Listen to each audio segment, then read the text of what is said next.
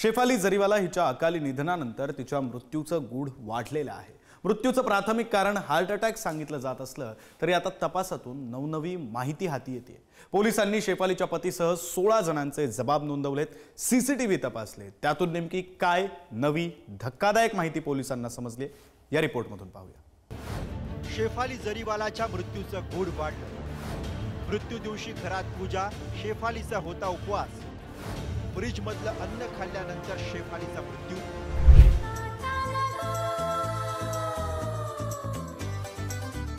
काटा लगा गल शेफाली जरीवाला हिच्या मृत्यूनं तिच्या चाहत्यांसह सर्वांनाच धक्का बसला। कारण वयाच्या अवघ्या 42व्या वर्षी शेफालीनं हे जग सोडलं।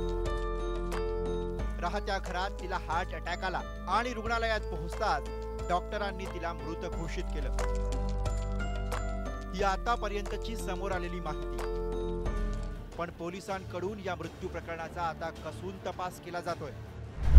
पोलिसांनी आतापर्यंत 16 जणांचे जबाब नोंदवलेत। शेफालीचा पती आणि घरातील स्वयंपाकीचेही जबाब नोंदवले गेलेत।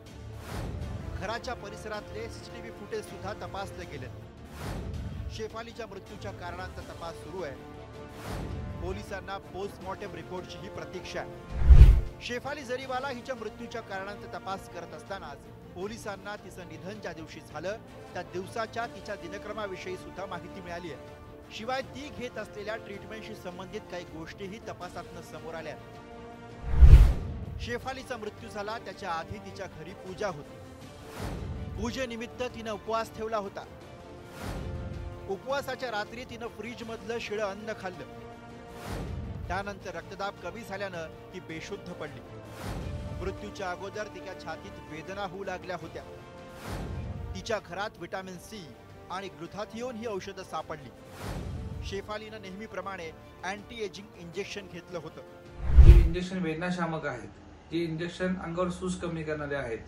NSAID कॅटेगरी किंवा सप्लिमेंट या स्वरूपाची इंजेक्शन जर उपाशीपोटी घेतली तर पोटाच्या आतला जो अस्तर आहे किंवा जी त्वचा आहे तिचा त्या ठिकाणी क्षोभ होतो, म्हणजेच इरिटेशन होतं। रक्तदाब किंवा रक्तातली साखर ज्याला आपण शुगर म्हणतो त्याचं प्रमाण एकदम कमी किंवा जास्त होऊ शकतं।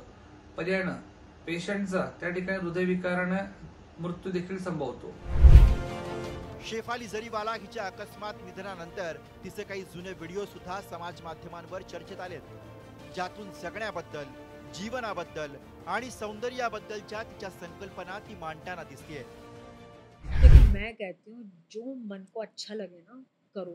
You are born in this life as whatever you are, you're in a privileged position. Yeah. Make the most of it. Next life, what if you're a cockroach? Yeah. What if you're born a rat? True. What are you going to do? You're also born and you're in a position of privilege, na? So do whatever makes yourself happy. Yeah. हाँ, किसी का मन मत दुखाओ।